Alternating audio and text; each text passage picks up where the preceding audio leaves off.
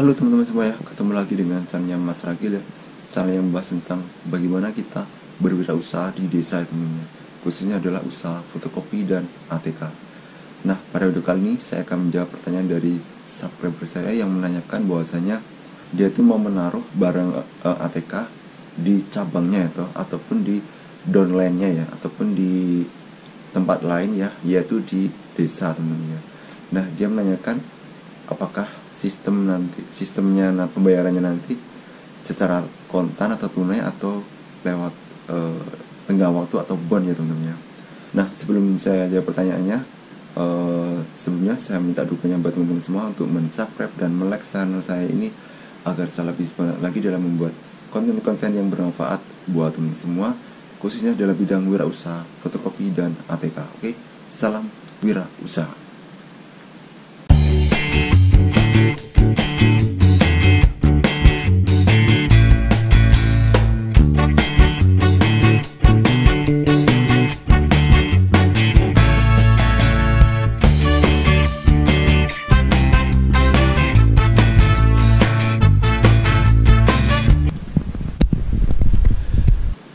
Nah, buat saya tadi, saya ingin memberikan jalan keluar bahwasanya hal itu bisa dilakukan dengan kontan maupun dilakukan dengan bon ya teman-teman ya.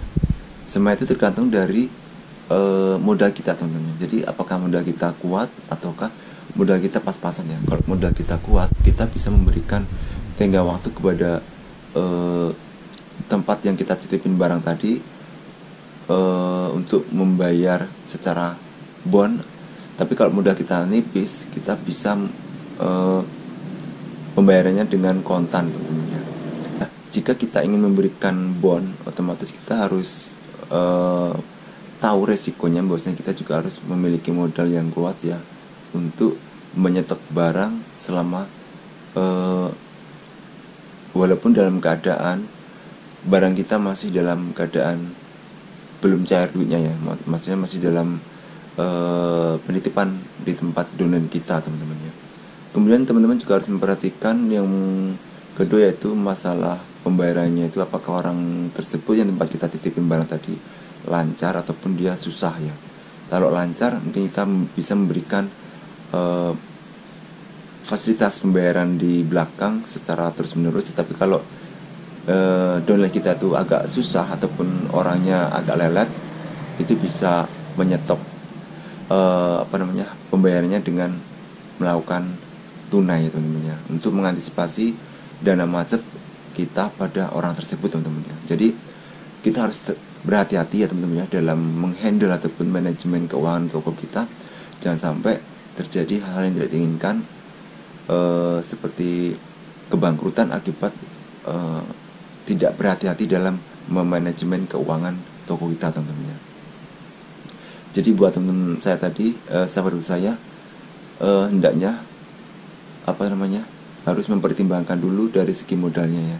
Kalau memang modalnya kuat, kita bisa memberikan keleluasaan buat downline kita untuk memberikan kesempatan masalah pembayaran dengan cara digital ataupun bon. Tapi kalau modal kita nipis, kita bisa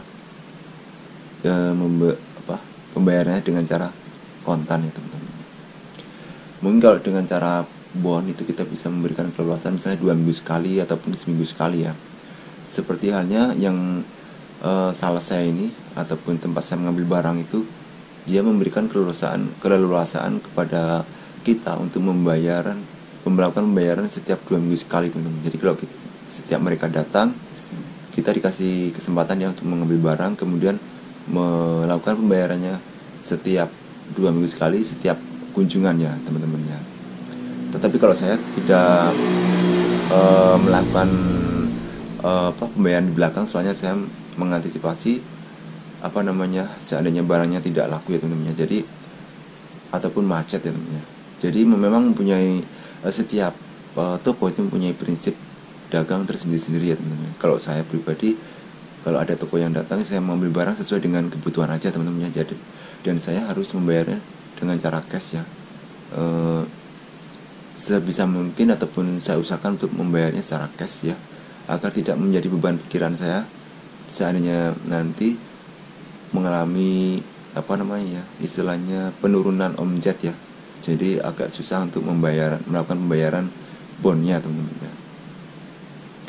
Tapi kalau buat teman-teman yang lain ya, mungkin bisa memiliki prinsip yang berbeda-beda ya. Prinsip yang lain yaitu dengan mengambil barang dan melakukan pembayaran di belakang ya. Tapi semua itu juga yang penting adalah kerjanya ataupun proses perputaran uang kita itu berjalan lancar ya. Kalau perputaran uang di toko kita itu berjalan dengan lancar, itu tidak masalah kalau kita mengambil barang dulu baru kemudian membayarnya secara berangsur ataupun bond di 2 minggu ke depan. Tapi kalau perputaran kita itu tidak lancar ataupun sering macet, apalagi dalam kondisi sekarang ini kan ada masalah dalam negara kita ya, yaitu mungkin teman-teman sudah tahu sendiri masalah apa ya. Otomatis itu akan mempengaruhi daripada penjualan di toko kita ya, karena banyak anak sekolah yang libur, banyak aktivitas bisnis yang diliburkan, otomatis itu akan menghambat atau mengurangi daripada pemasukan toko kita. Jadi sebaiknya kita harus berhati-hati untuk manajemen atau menghandle keuangan toko kita dalam kondisi negara kita yang seperti sekarang ini. Oke. Jadi mungkin saja untuk share pada video kali ini ya. Mudah-mudahan jawaban saat ini bisa memberi jalan keluar ataupun menambah pengetahuan buat teman-teman semua bagaimana memanajemen sebuah toko teman-teman. Oke. Jangan lupa untuk subscribe, like dan share. Oke. Salam wirausaha.